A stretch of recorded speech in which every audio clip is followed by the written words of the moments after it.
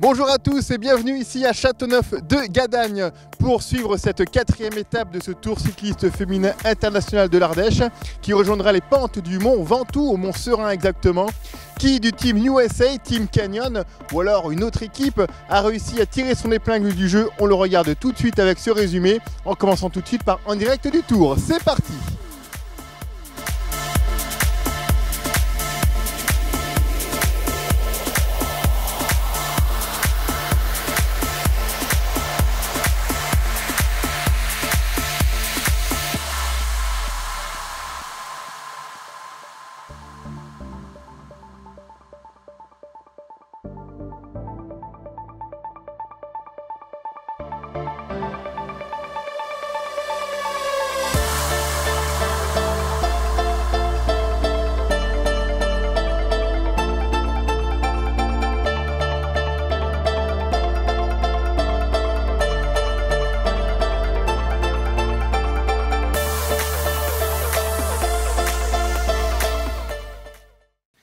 Avec Joël maintenant notre consultant pour débriefer ensemble cette étape au Mont Ventoux, enfin Mont Serein.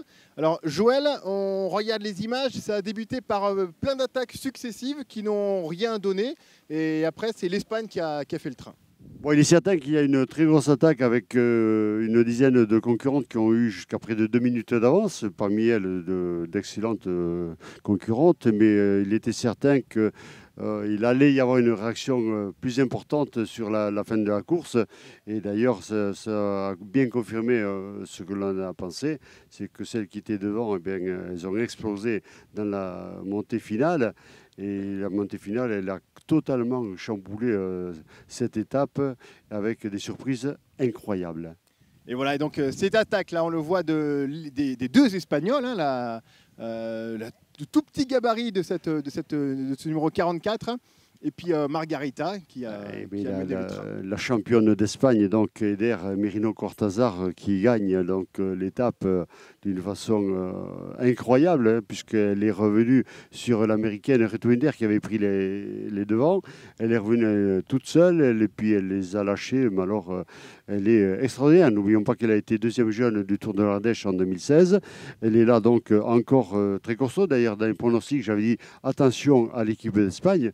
Et puis, si on peut en parler, mais je veux dire que la déception viendra des États-Unis parce que je croyais qu'on avait là une équipe incroyable. Je pensais à Taylor Weiss, vainqueur en 2015. Taylor Weiss qui a totalement explosé aujourd'hui. Et oui, voilà la raison, c'est cette chute qui est apparue. Alors, on ne sait pas trop exactement ce qui s'est passé avec ce Dossard 51. En tout cas, c'est de là que la course s'est décantée, que les Espagnols sont partis devant, suivis donc par ce maillot à pois. Et on connaît l'issue au dernier kilomètre, au GPM et dans cette descente de cette ligne d'arrivée. Voilà, donc une issue donc favorable aux concurrentes espagnoles puisqu'elles font le doublé, hein, elles remportent l'étape, elles remportent le classement de meilleur du Tour avec ce maillot rose que tout le monde convoite évidemment.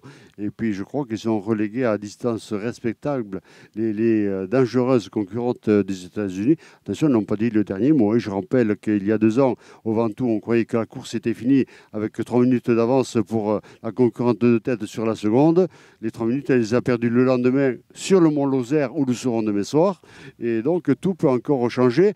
Il faut penser également que les concurrentes qui sont aujourd'hui en tête, qui ont écrasé la course, peut-être se sont mis vraiment dans le rouge. Est-ce qu'elles en ont gardé un petit peu sous la pédale pour demain?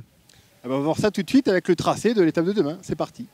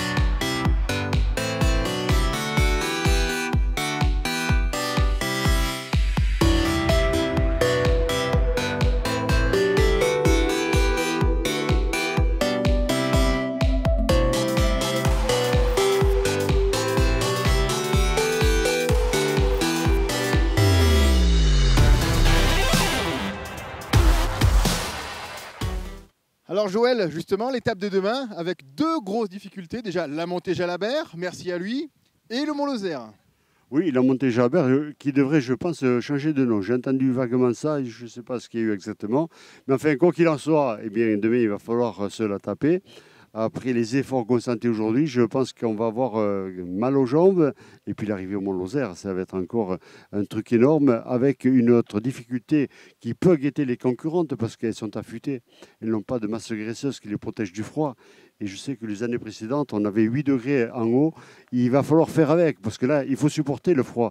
Pour certains, ça va, mais d'autres, on est tétanisés, complets. Donc ça peut encore bouleverser le classement, qui est loin d'être établi. Le tour n'est pas terminé, loin de là, même si on a vu une démonstration espagnole aujourd'hui. C'était la corrida, c'était la San Sebastián, voilà. C'était la Feria, donc. Hier, c'était les États-Unis. Aujourd'hui, c'est l'Espagne. On verra ce qui se passe demain. En tout cas, aujourd'hui, on peut dire Viva España. À demain. À demain, Joël. Et bien à demain.